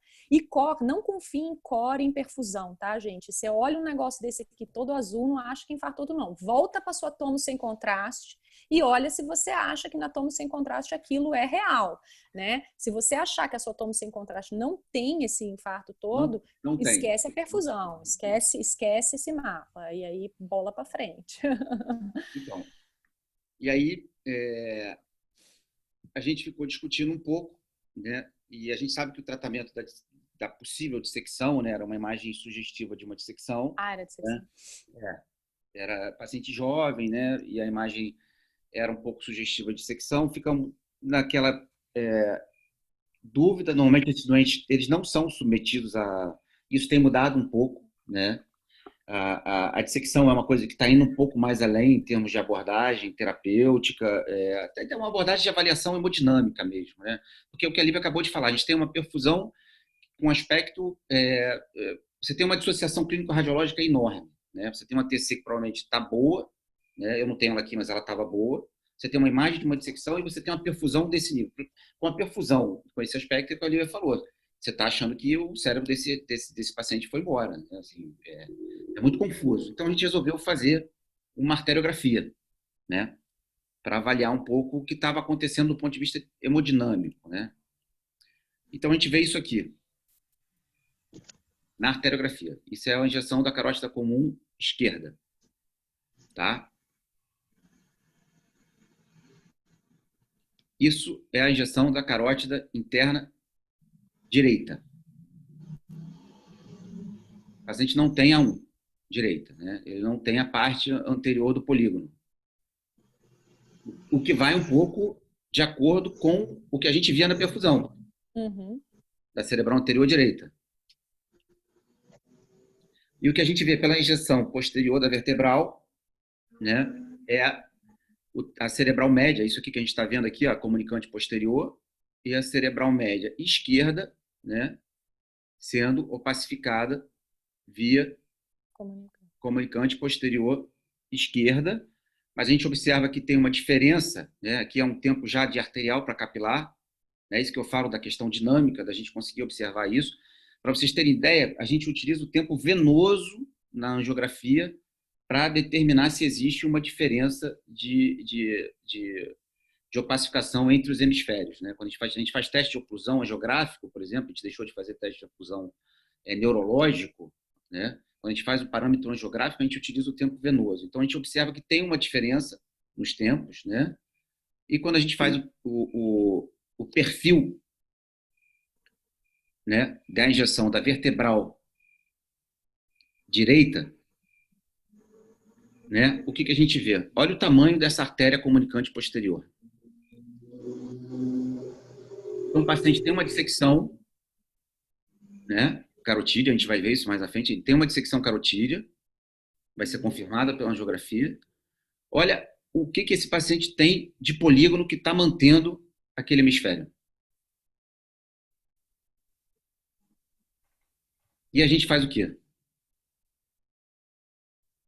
O paciente está acordado. A gente foi fazer uma arteriografia diagnóstica para tomar uma decisão, né? O que você acha, bebê? 39 anos. É isso que ele tem de circulação colateral. Lívia. Seria bom ter um neurologista aqui também hoje. E no fim o NIH era de 3, é isso? Isso. Esses casos Eles são desafiadores, são complicados e eu não sei se a gente tem uma resposta, né? Assim, é complicado. A gente teve um caso desses esses dias no HC e até fizemos uma reunião para discutir e essa questão do NIH baixo é complicado. Tem que pesar, né? Nesse caso, o paciente era um 6, virou um 3, não é que começou como 3. Tem que olhar exatamente o déficit, há quanto tempo, né? Que essa arteriografia aí já há quanto tempo que está do início dos sintomas, se teve flutuação, Rápido. não teve flutuação. Umas 2 horas e meia, 2 horas foi rápido, tudo muito rápido.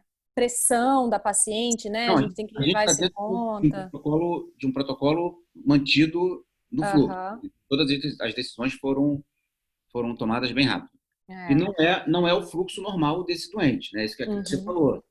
É muito mais fácil você ter uma evolução, né, boa, né, de uma oclusão carotídea, né? Até por isso que o tratamento, na maioria das vezes, é conservador, né? Essa aqui é comunicante posterior esquerda, é isso? Isso. Comunicante posterior Ela esquerda. não tem comunicante anterior. Esse doente podia fazer um bypass extra-intracraniano. O problema talvez fosse o tempo para que isso tudo fosse feito, né? Mas hoje em dia, enfim, não seria em 2, 3 horas, mas isso é uma cirurgia hoje que faz rapidamente. Naturalmente, que ele tinha que estar num lugar onde se faça, né? Onde tivesse alguém que pudesse fazer. Mas seria um caso de ampliar a circulação colateral dele, fazendo um bypass da temporal superficial para a cerebral média. É uma possibilidade. Mas ele foi trombolizado, também tem isso, né? Eu acho que tem aqui também a questão da gente lembrar, né, que a perfusão não é viabilidade, né? Então, de novo, aquela perfusão estar toda vermelha não significa que aquilo vai infartar. Pode vir a infartar? Pode, mas significa que vai infartar? Não. Então, a gente está diante de um NIH baixo, né? E que tem aquelas questões todas do NIH baixo, né? Que a gente ainda não tem a resposta, né? Tem os trials rolando, o Endolow principalmente, né? Que provavelmente espero que traga algum alento para a gente. Tem algumas séries mostrando benefício já da trombectomia mecânica, porque o que é o problema? É que o paciente com NIH baixo, em cerca de 30% pode piorar, né?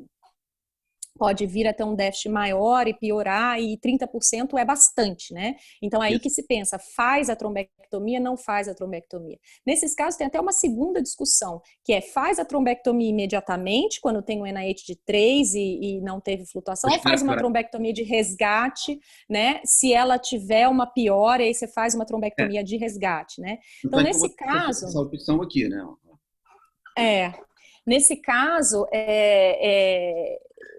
eu estou um pouco complicada, assim, porque eu não estou com as minhas ferramentas de trabalho aqui, minha tomo, minha angiotomo, minha difo, minhas ferramentas de trabalho foram tiradas, mas é um caso difícil, assim, é o caso que eu acho que é isso, Guilherme, é o tipo do caso que provavelmente, assim, juntaria a radiologia, o neurologista, o intervencionista, todo mundo junto, discutindo, avaliando, né, o caso individualmente. Então, eu acho que é importante, né? O Paulo deu uma sugestão, né? Eu acho que tem casos que você tem que individualizar realmente, né? Considerando que você acabou de falar que são 30%, né? Então, a gente optou por fazer, por continuar na terapia, né? Na terapêutica, né? Eu vi aí, gente, eu tô vendo a fotinho da Adriana Conforto, que é neurologista, que trabalha comigo. Oi, Adriana, tudo bem? Aí, tem uma neurologista aí, pessoal. Opa! Das grandes, para dar uma contribuição. Então, agora eu vou terminar e depois a Adriana faz as considerações dela. Então, a gente é uma dissecção pela imagem, né? O que a gente começa fazendo pela possibilidade de ter trombo é o que a gente faz na pseudoclusão também, né? A gente acaba insuflando o catéter balão e faz uma aspiração do catéter balão para ver se vem trombo, né? Para dar uma limpada um pouco, né, no território, né? A gente já vê aqui que já tem uma passagem de contraste um pouco maior, né? Nessa imagem sem subtração. A gente passou pelo ponto da dissecção com o microcatéter, colocou um stent, eu não sei se vai dar para ver, mas tem uma malha trançada aqui exatamente no ponto da dissecção, né? A gente tem uma melhora do fluxo, né? Mas a gente vê que não chega lá em cima, né? Ou seja, provavelmente ainda tem trombo que está lá em cima, mesmo com o trombolítico. Então, o que a gente fez foi, insufla o balão, vai lá em cima, vamos aspirar esse trombo, aspirou o trombo, né? E aqui a gente começa já a ter alguma coisa de melhor, de resposta do tratamento. Aqui a gente consegue ver o stent, né? A gente vê que a dissecção é um desafio, né? E eu acho que aí eu concordo com os neurologistas, mas eu concordo que a gente às vezes tem que individualizar, e foi isso que a gente fez nesse caso, né? E por isso que eu queria discutir isso, né? Porque na grande maioria dos casos acontece o que a Lívia falou, na grande maioria dos casos a gente tem que obedecer, tem que seguir os fluxos normais, né? E o fluxo normal com a dissecção é aquilo que a Lívia falou, é um tratamento clínico, conservador, né? Mas aqui realmente houve essa individualização e que mostra o quanto é desafiador o tratamento da própria dissecção na fase aguda para a gente, né? Então aqui a gente passou, você vê que aqui você consegue ver o flap nessa imagem aqui, ó. Aqui dá para ver muito bem o flap da dissecção, aqui era o ponto da dissecção, foi coberto pelo stent, né? Você tem a formação um pouco de trombo dentro do negócio, do ponto da dissecção, do stent, foi aspirado, esse é o resultado final, né? Com a recanalização do ponto de dissecção, o paciente foi liberado, isso aqui é uma imagem em 3D, que a gente consegue ver muito bem a dissecção, né? Aqui é o flap, aqui dá para ver nessas duas projeções oblíquas. O paciente sai com NRS de 0, dia 6, com uso de AS, clopidogrel e estatina, sem controle de hemorragia na TC, sem hemorragia na TC de controle. Então, eu acho que eu queria trazer esse caso porque é um pouco diferente e é uma coisa que a gente vai ver cada vez mais na nossa prática, né? É a questão da dissecção, né? Então, acho que era isso que eu queria trazer. A gente tem a Adriana agora, a Lívia, acho que ela ponderou muito bem todas. Foi uma pegadinha, mas foi sem querer, Lívia. Realmente. E me conta uma coisa. Sim. Tecnicamente, para você, o quão difícil é subir com esse catéter na artéria dissecada e o quanto de complicação você pode ter cervical, assim? Eu acho que o problema maior é a luz verdadeira, no primeiro momento, né? Que a gente, quando eu faço essa injeção aqui, eu vejo que eu estou na luz verdadeira, que o microcatéter passou a dissecção. Então, eu faço uma injeção distal e vejo que eu estou na luz verdadeira. Esse é o primeiro momento. O segundo momento é a resposta do stent, a resposta da artéria ao uso do stent, né? Ao implante do stent, né? E quando a gente implanta um stent nesse momento, né, a gente tem que lembrar que esse paciente, aí a gente pode até, numa discussão futura, que aí é uma outra individualidade também, né? A gente vai ter que fazer dupla antiagregação. Foi o que eu falei, esse paciente saiu, né, em uso de AS e clopidogrel, né? Aqui a gente decide se vai fazer uma antiagregação venosa, aguda, né? Mas você acaba tendo que agregar isso, né? Então, assim, tem esse ponto de vista, tem um ponto de vista do implante do stent, do uso da antiagregação, né? E que pode agregar com o stent, mesmo você fazendo uma agregação aguda, tá? E como esse paciente tinha uma tomo muito inocente inicialmente, eu não tenho ela aqui, sinceramente falando, eu procurei nos arquivos, no meu telefone, não achei, né? Isso foi um mecanismo que tornou um pouco mais simples a gente fazer a antiagregação, tá? Então, tem vários aspectos técnicos envolvidos nesse procedimento para a gente, tá? Que realmente faz com que a gente pense, né? E a gente sabe disso pela literatura, de que as dissecções elas têm que ser tratadas do ponto de vista conservador. Mas eu acho que em alguns momentos, talvez a gente tenha que pensar em individualizar. Isso é uma história muito semelhante, como eu falei, a gente pode discutir isso depois, como as estenoses intracranianas, né? Aquelas estenoses onde você limpa o sítio da estenose. A gente teve um caso no São Vicente de Paulo, recente, uma paciente idosa com uma estenose, a gente já viu a placa na TC sem contraste, você vê a placa, né, calcificada, você sabe que o trombo está ali, você vai lavar aquilo, você vai limpar aquilo, você vai fazer a trombectomia e aquilo volta a fechar na sua cara, assim, imediato, né? E aí você agrega a antiagregação, né? Então, eu acho que, assim, esse é o caso que eu acho interessante por causa da questão da individualização, né, desse tipo de abordagem, que eu acho que a gente vai começar a ter de maneira mais frequente, assim. A única coisa que vocês me permitem colocar Eu acho esse caso é bem legal e até pela questão técnica da dissecção que você colocou muito bem, mas lembrar, do mesmo jeito que a gente viu aquela outra imagem, né, que a gente viu um mismatch flare de fusão, mas que era numa área muito grande, que independente de ter o mismatch flare de fusão, ele não poderia ser trombolizado porque foi excluído do trial, né, que fez. Olhar só a perfusão, é isso que eu digo, né? Olhar só a perfusão e olhar um mapa vermelhão acontecendo em tudo, não se emocionar com isso e já sair tomando, né? Assim, claro que não foi o caso aqui, mas assim, não achar que, olha, tem aqui um mismatch ou tem uma penumbra no hemisfério inteiro, tem que abrir a artéria. O caso precisa ser visto, né?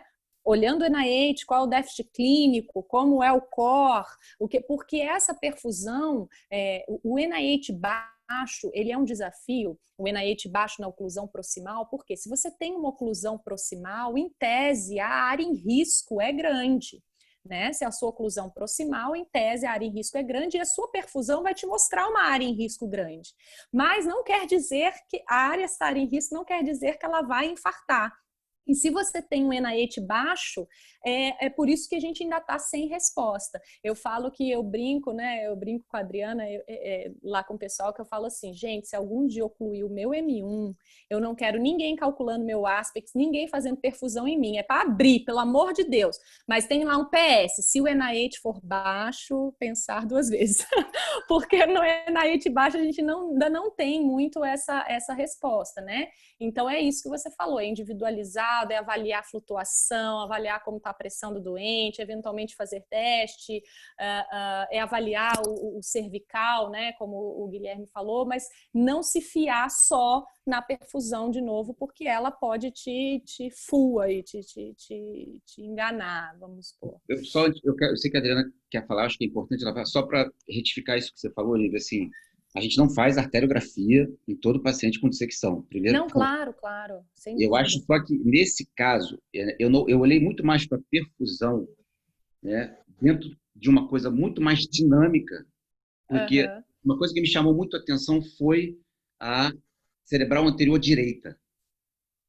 Sim, você fez uma avaliação com a arteriografia lá tempo real, sim, sem dúvida, em uma paciente extremamente jovem, é o que você falou, é individualizar, né? Então, assim, a perfusão ela me trouxe muito mais essa informação do que, na verdade, porque eu te falo, a terceira era bem inocente, né? Mas assim, ela me trouxe uma avaliação muito mais dinâmica, transpondo para uma anatomia vascular desfavorável de um doente com uma dissecção, com uma oclusão de carótida extracraniana, entendeu?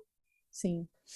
Por isso que foi indicado a arteriografia. No primeiro momento não foi indicado o tratamento. Procedimento em si. Não. Isso foi rediscutido depois da arteriografia. Depois da artéria. Adriana. Vai lá, Adriana. Boa noite, gente. E Lívia, obrigada, viu? Imagina. Através do Iago, parabéns. Acho que foram excelentes aí todas as discussões.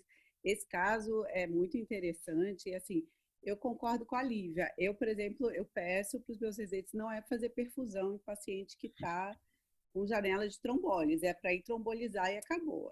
Toma angiotomo e antes do angiotomo já infunde o trombolítico, já faz o bolus antes de começar o angiotomo, para não perder tempo. Porque eu acho que às vezes realmente acaba confundindo mais do que ajudando. Mas eu entendi o que você falou, eu acho que nesse caso, a perfusão adicionou no sentido de você se preocupar com a anatomia do doente, com a circulação colateral e acabou levando a uma arteriografia diagnóstica, né? Então, a gente não tem evidências para guiarem a gente num caso como esse, como a gente não tem em dezenas de casos, né? Então, acho que os trials sempre ajudam, falam por que a gente tem evidência, mas a gente vai ter que raciocinar, individualizar a conduta e, para muitos casos, não vai ter uma resposta certa. Então, assim, eu já vi dezenas de casos como esses que não foram para tratamento endovascular, foram anticoagulados e evoluíram otimamente, como acontece com a maioria dos casos de dissecção. Então, é uma doença dinâmica, na maioria das vezes tem uma recanalização, pelo menos parcial,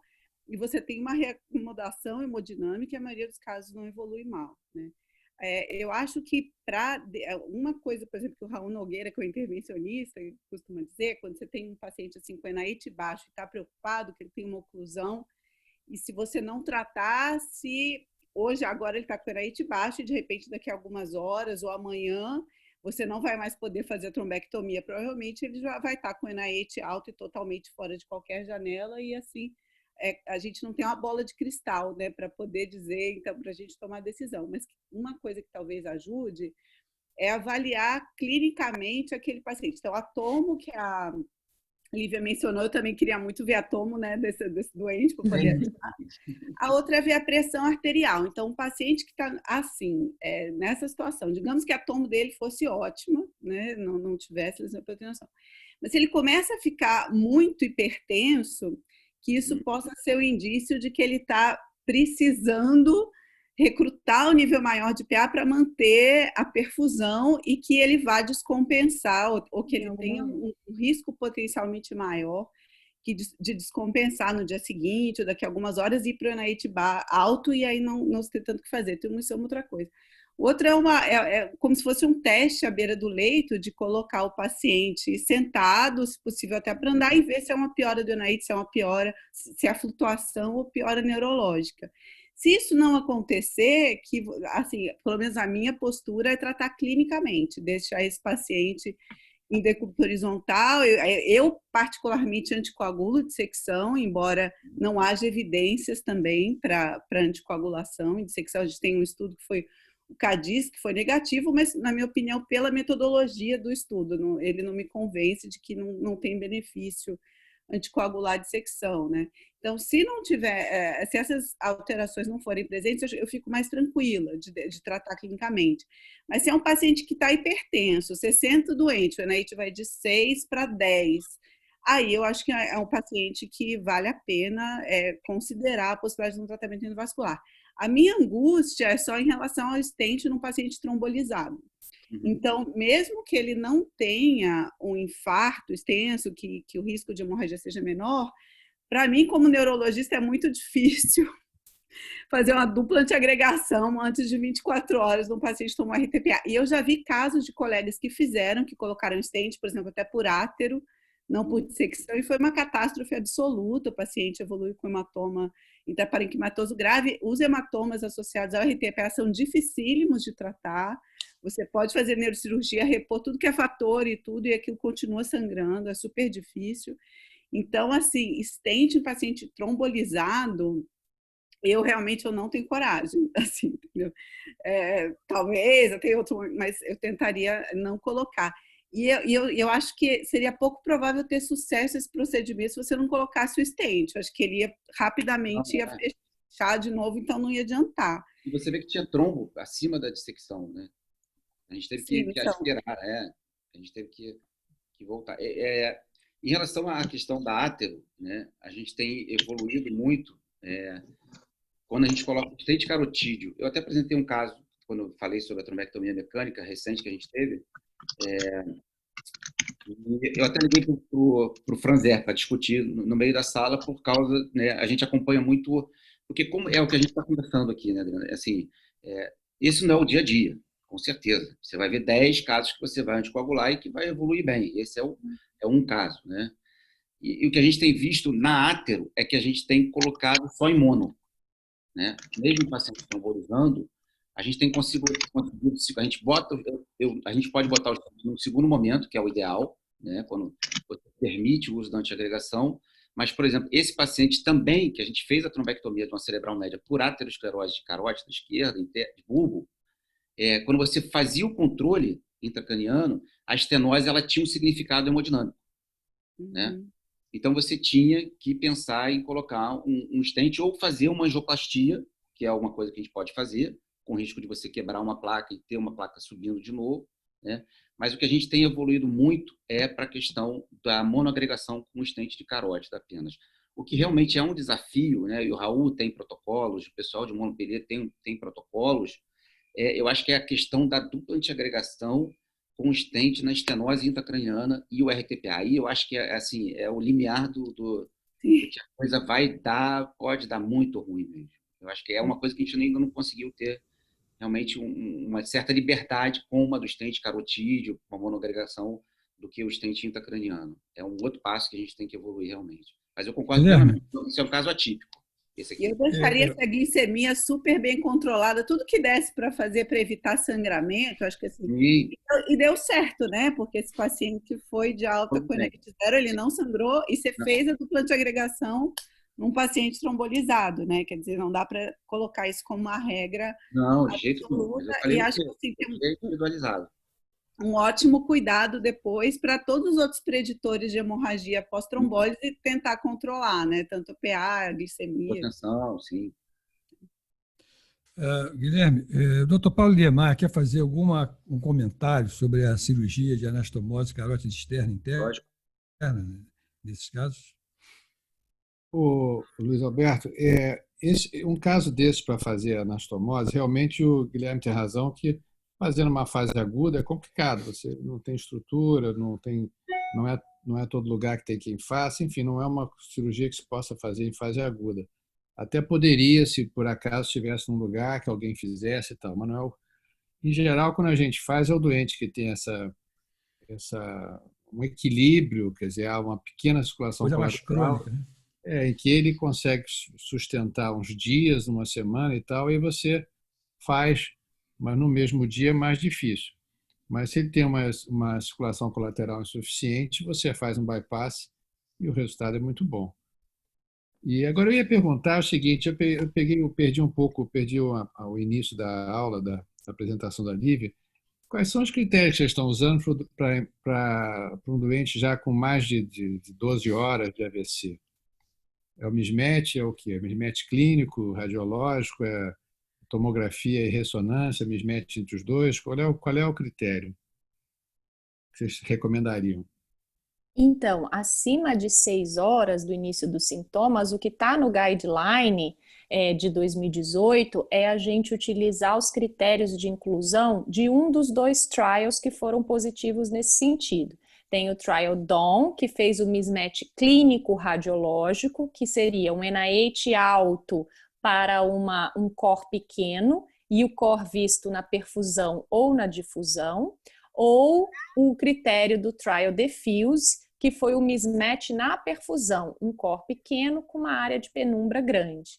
Aí o único ponto que eu coloquei é que a gente olha para esses trials como se eles dissessem para a gente, esse é o jeito de selecionar e quem não seleciona assim vai mal. E não é isso que o trial fez, né? O trial usou esses critérios como critério de inclusão. Ele não provou que essa é a melhor forma de seleção e nem que a imagem avançada é necessária. Portanto, a gente usa esses critérios para estar dentro da classe 1, nível de evidência A, de recomendação, mas tem a crítica de que muito provavelmente uma forma mais simples de seleção vai ser suficiente para grande parte dos casos e aí você vai conseguir incluir o maior número de pacientes que se beneficiariam. Isso mesmo, está ótimo. Obrigado. Imagina. Bom, pessoal, eu quero agradecer a doutora Lívia, mas eu quero dizer que ela não deu conta do serviço todo, ela não está em dívida com a gente. Não, agradecer a doutora Clécia, doutor Guilherme, doutora Adriana Conforto, doutor Paulo Liemar, que abrilhantaram essa reunião. Muito obrigado realmente a vocês e vamos nos ver em breve. Tchau, gente, Lívia. muito obrigada, foi um prazer. Abraço, Guilherme, Adriana, doutor Paulo, Bebeto, foi muito bom. Virou mesmo uma reunião aqui bem gostosa e podemos fazer mais vezes. Muito obrigado. Um abraço a todos, viu? Boa noite. Tchau, gente. Tchau, boa noite. Está encerrada. Muito obrigado. Bom jantar. Parabéns, Bebeto. Um abraço. Tchau, muito obrigado, Paulo. Tchau.